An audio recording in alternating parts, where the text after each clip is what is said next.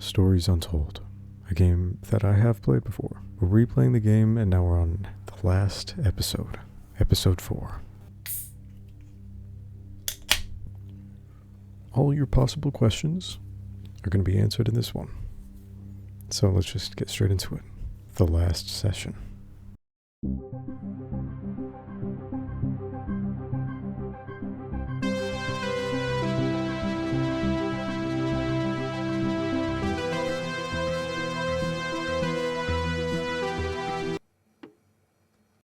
I think that's enough of that for now.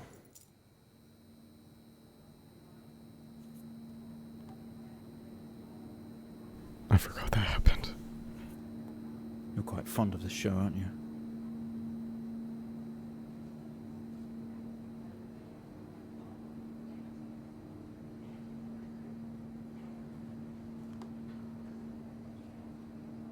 Okay, come on.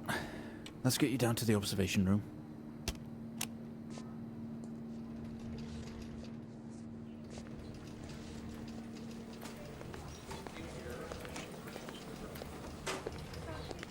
This place must be starting to feel like home to you. Don't worry.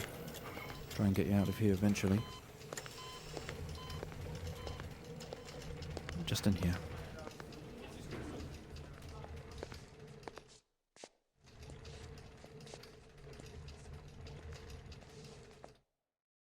Okay, are we through in the next room?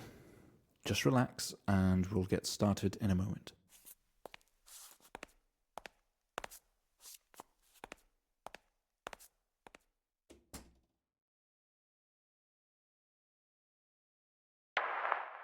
Right, Mr. Asian, now are you ready? Just hit record on the tape deck in front of you when you're ready.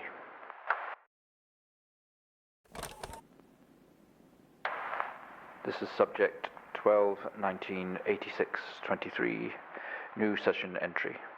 We have myself, Dr. Alexander, leading, and in a room we have our patient, Mr. James Asian. As we know, James has recently recovered from a 2-week coma following his accident.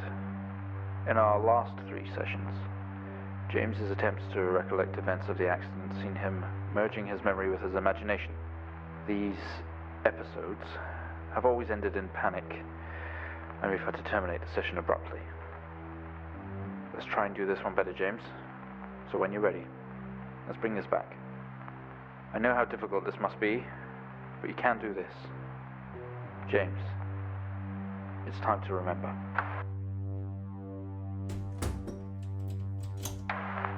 Your mind, it's like a conscious black box. It can show you your memories. Look into it.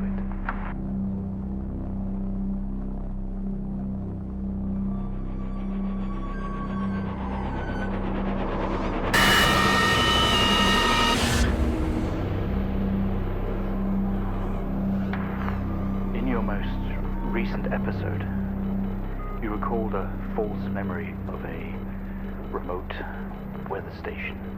You were isolated from the rest of the world, locked inside your coma. We interacted with you daily, encouraging you to wake. Your family would do number puzzles with you. Anything really to bring you back. People needed answers, James. Do you remember? I have another signal here for you, James. It's at 5610 FM. You can't miss it.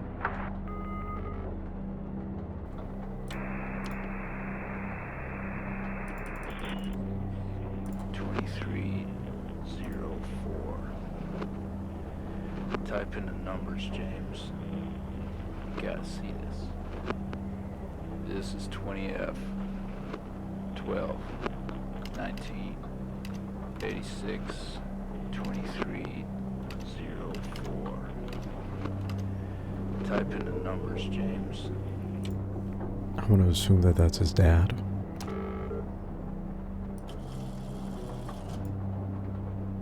Oh shit. Wilson Police Department. Road traffic accident report file.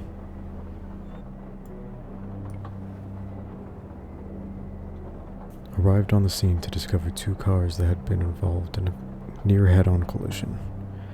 Mr. Asian found lying down outside his vehicle with head injuries. An ambulance was immediately called. His passenger was trapped in the vehicle in critical condition from wounds sustained in the collision. The driver of the blue sedan, Mr. Hennings, was found dead on arrival. It was noticed that there was a strong smell of whiskey from the driver and an empty whiskey bottle on the passenger seat. Mr. Asian was questioned on the scene. He described an oncoming blue sedan being clearly out of control, which he swerved to avoid. Mr. Asian's passenger was his sister. The driver of the blue sedan is an ex-police officer of 20 years. So it was a sister in the car. Okay. This is 20F.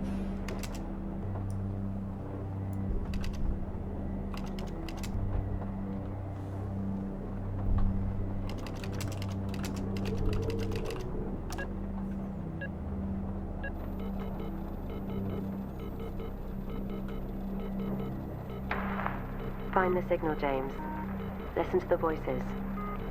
You have to face it, James. Finally.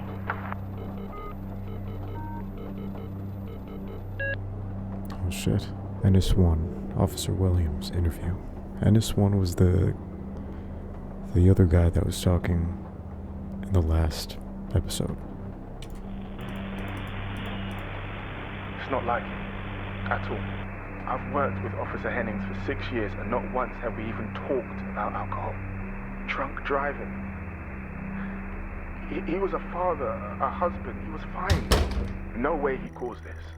It's him, this Haitian guy. He's got something to hide. Oh.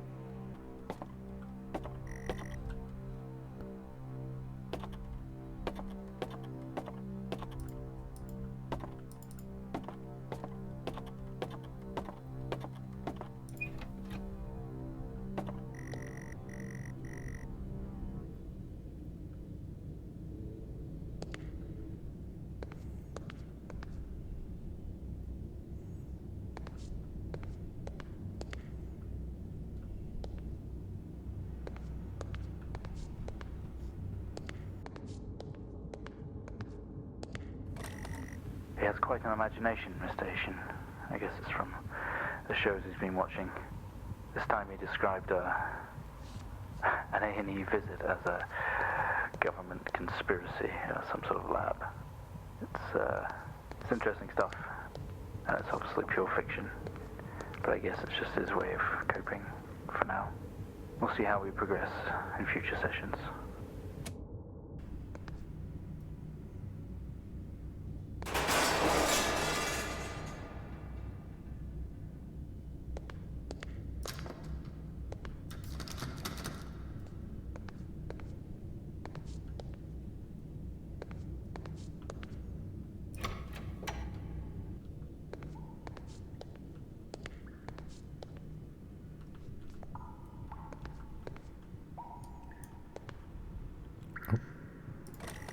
We found him lying there sobbing while his sister died in the car next to him, while Hennings died next to him. What the fuck was he thinking? She was still alive when we got to her. If he'd have done something, they could all still be here.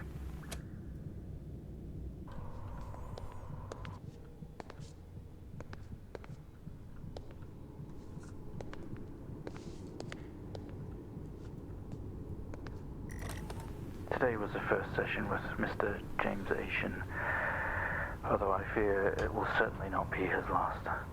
When asked about events that have happened in the past, he confused fact and fiction and told us a story about a computer game that was talking to him. I think he was back at his own house, his mum and dad's house, and he always talked about a room with a red X, one he couldn't get in. I don't know what any of this means or what it's got to do with the accident, but I guess some more sessions will maybe reveal that. We're going to try again tomorrow. Does this look a little familiar?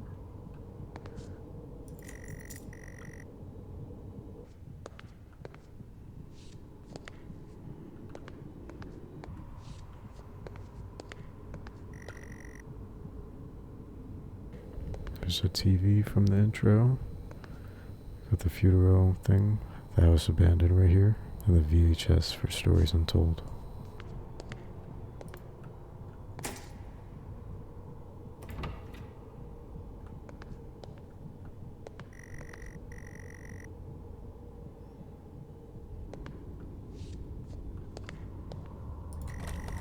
You honestly believe that Hennings was drunk at the wheel and not this little shit?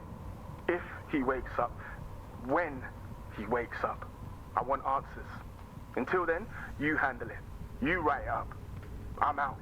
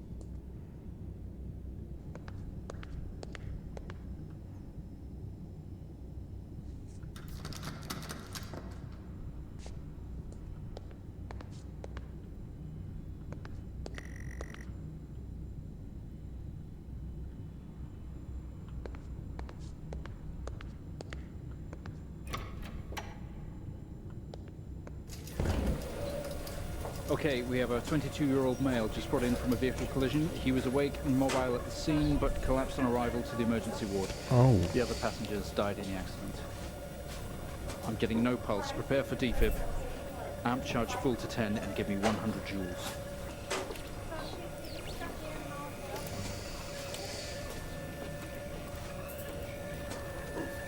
Come on, 100 joules. Charging amp full to 10. Clear. No reaction from first stage. Let's try higher. 200 joules. Keep the amp charged at 10. Clear. Okay, we have a reaction of some sort here, a weak signal. Let's keep going. Increase again. 360, charge full. Clear. Well, would you look at that? It seems we have a pulse. Rhythm is stable. We need to run an X-ray right away.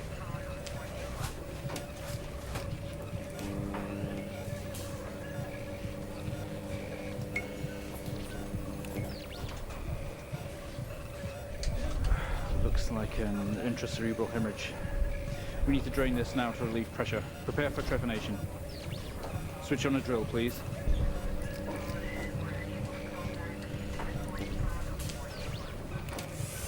Mr. Asian, you've made excellent progress. You're doing great. We need you to stay calm and try to relax while we go through these next steps. We're going to attempt to alleviate some of this discomfort.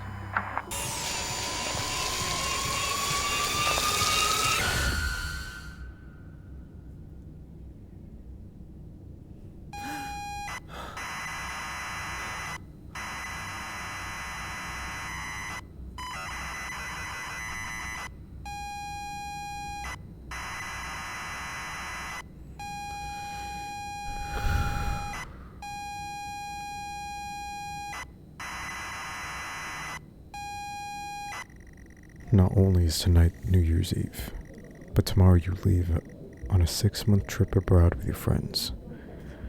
Mom, Dad, and your sister Jennifer have decided to throw a party to celebrate it all. The house is full. You're in the living room, and as usual, you don't recognize a soul.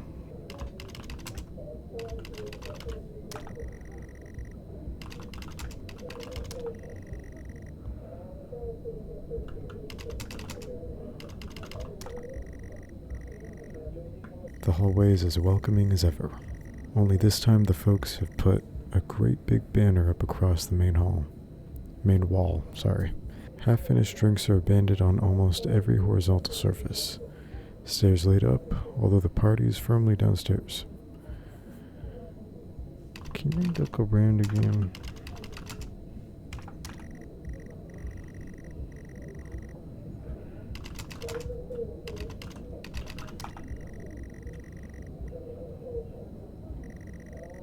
The kitchen is full of people and loud. There are drinks and food on the table, and the party is in full swing. Dad has cooked a hog roast, which sits proudly on the table, although no one is eating it. Oh, that's why I said there's a carcass on the table.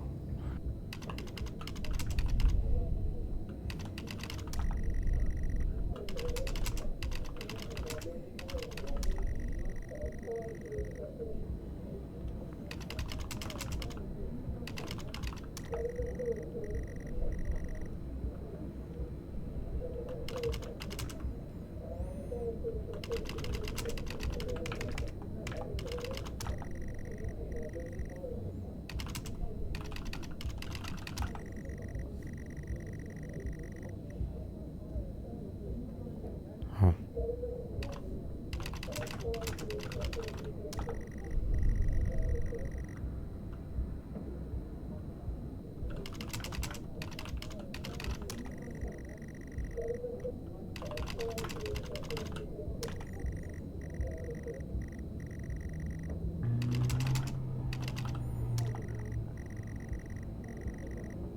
You hug.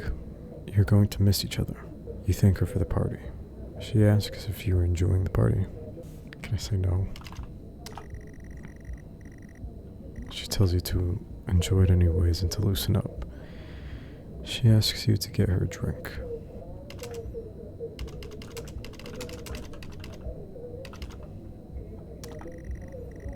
Pour Jen a drink, and one for yourself too. There's never an awkward silence with Jennifer. She always has a question. She asks if you have everything sorted for the big trip. Yes. Another hug. Your family have really gone out their way to make this trip happen for you. It may be what you need to get some perspective and maybe not fuck up so much. She's going to miss you. You're going to miss her. She walks away. Jen has disappeared into the crowd. You're left standing, nodding and smiling at the approving faces. There's so much to do for this move. Can't mess it up. But first, a drink. You pour and down another drink.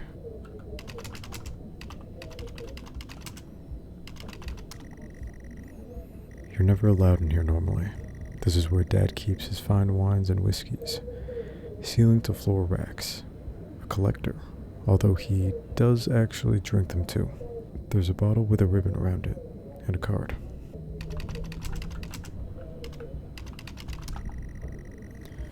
It's a gift from Dad. You pick up the whiskey and the card. It's your dad's handwriting.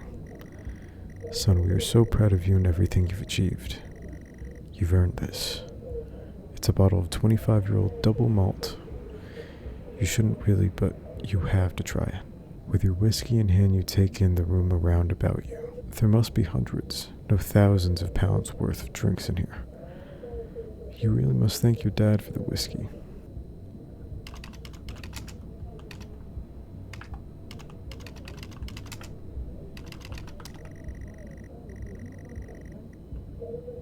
You stumble out the utility room and back into the kitchen. That is one strong whiskey. You take another swig and give the thumbs up to Dad across the room. He nods and winks.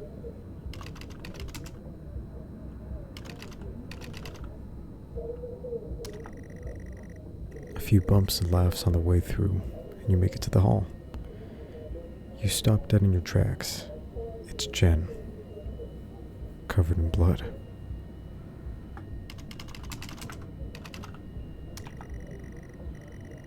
She's staring straight at you.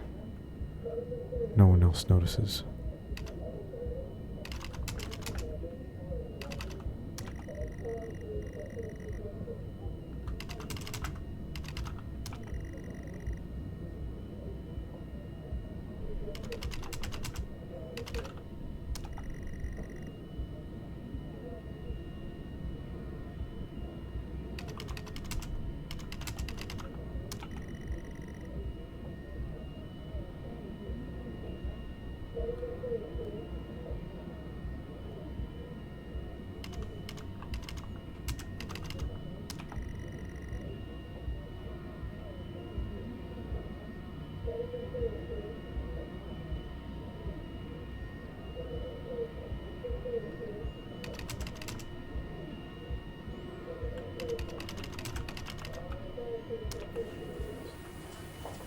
sorry, I don't understand.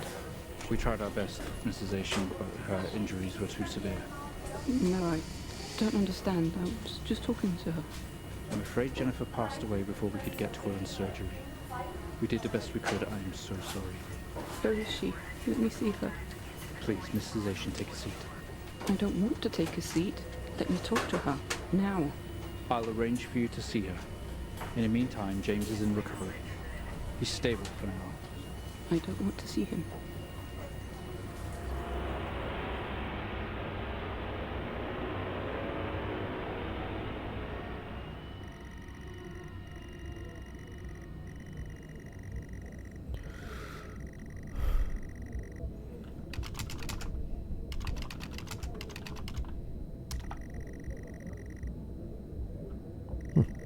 The living room has a much more relaxed atmosphere compared to the kitchen. Various guests are sat up on the chairs having civilized conversations. There's a coffee table in the middle of the room. Your mom is pouring a drink at the drinks cabinet.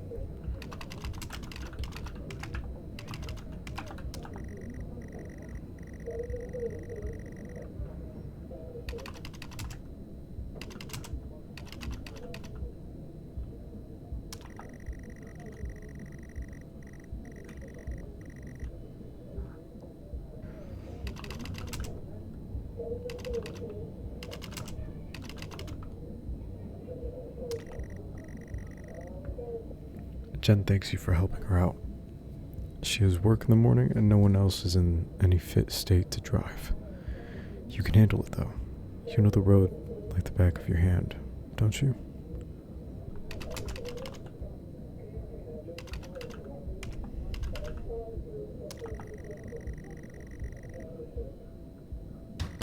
The cold air hits you. You are glad you have your jacket with you.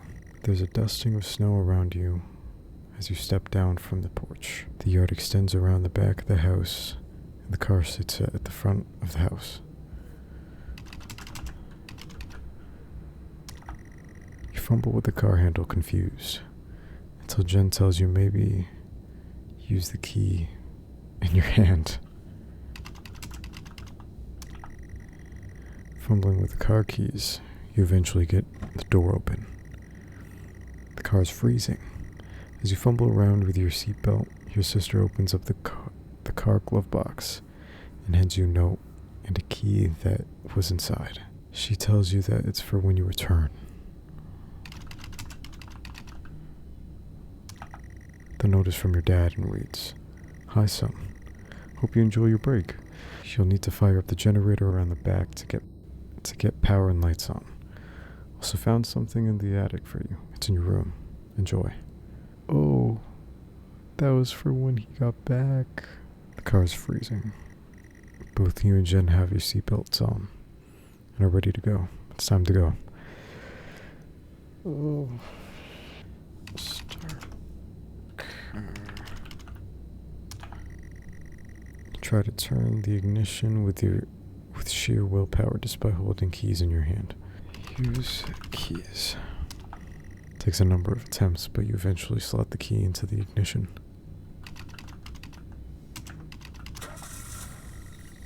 Turn the key in the ignition and the car roars to life. Drive. The car squeals but stays stationary. Jen suggests releasing the brake. Shush. Giving you a wide-eyed stare. Oh my god. I like that it tells you what you should be doing next. But once you type it, it's kind of like, you forgot something, which just goes to show that this man is intoxicated.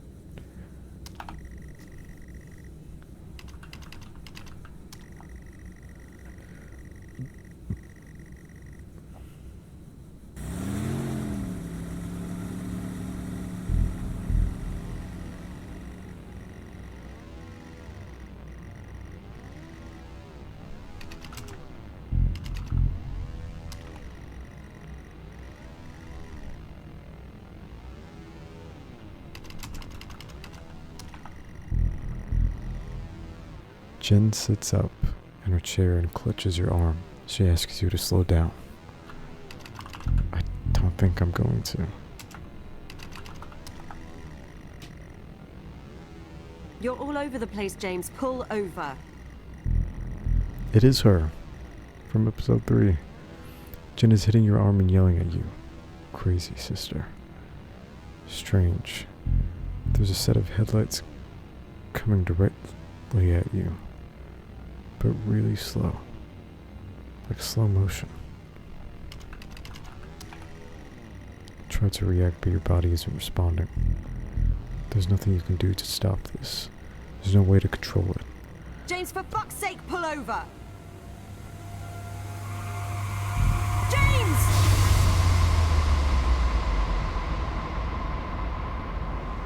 It was at this very moment, wasn't it, James? The moment you lost it all. Your sister, your parents, yourself. And then you made it worse. Go on. Show us what you did.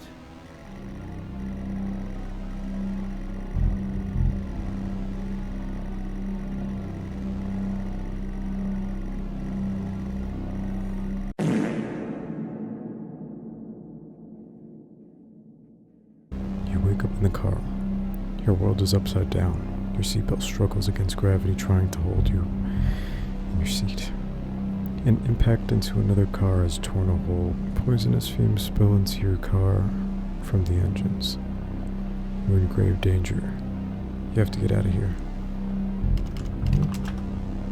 Jen?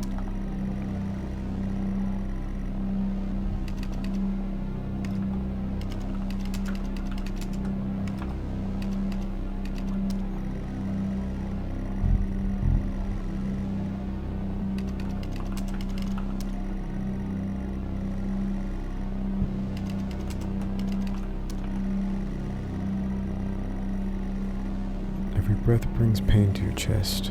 Your head is throbbing. Blue car has smashed into the passenger side of your car. Your life cannot be ruined by this. You are standing holding your whiskey, your dad's note, and flashing lights are approaching at a distance.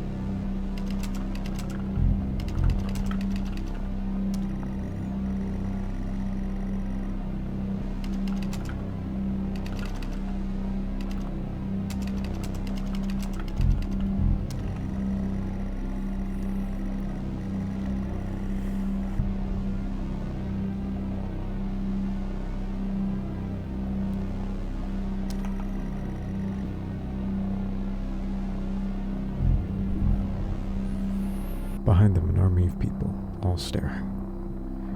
One figure steps out, a silhouette, and walks towards you.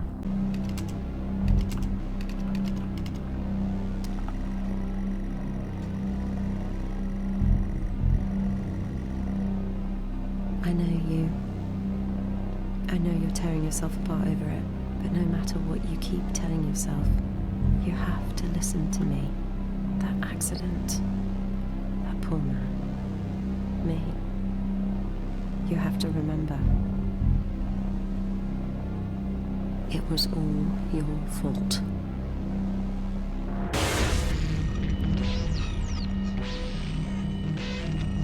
I know what you did. How you left me there to protect yourself. Planting evidence on some poor man. You went headfirst into that officer and you wrecked all of our lives. And then you couldn't even take responsibility. You did the right thing for you and no one else. Save yourself. Only it was wrong, wasn't it? Look at you now. Utterly consumed by it. Say it, James.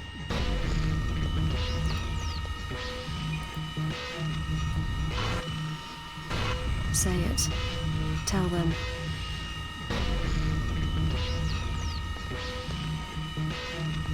Listen to yourself.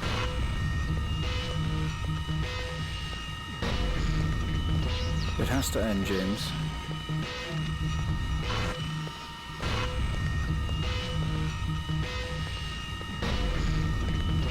Do you not understand?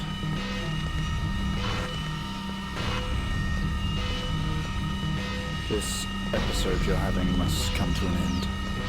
Make it stop, make it stop. Do you remember?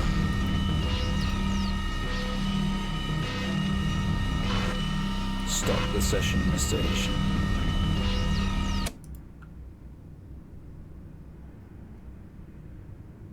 Well, I think we've made progress today, Mr. Asian. I guess we should tell the police what you've told us. Although I don't suspect they'll take you anywhere. I think you'll be with us for quite some time. Come on, let's get you back to your shows. I'll see you tomorrow.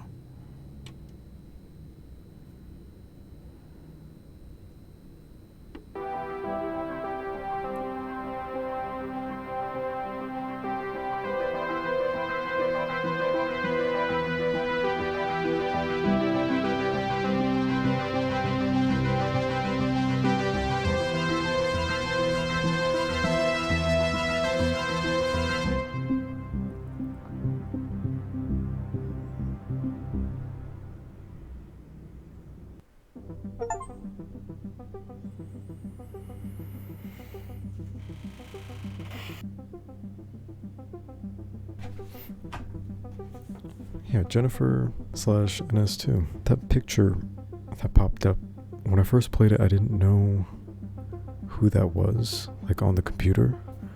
Whenever you're trying to say, like, look at Jen or help Jen, that was the same picture that was used in episode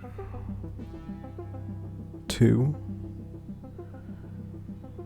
There's like a little flash of Jen while you're trying to communicate with those like things. Oh look, sessions 1 to 4, James Asian. There's a little POV in the car in episode 2. At one of those flashing sequences, you can see the lights going on and off because James's car flipped over.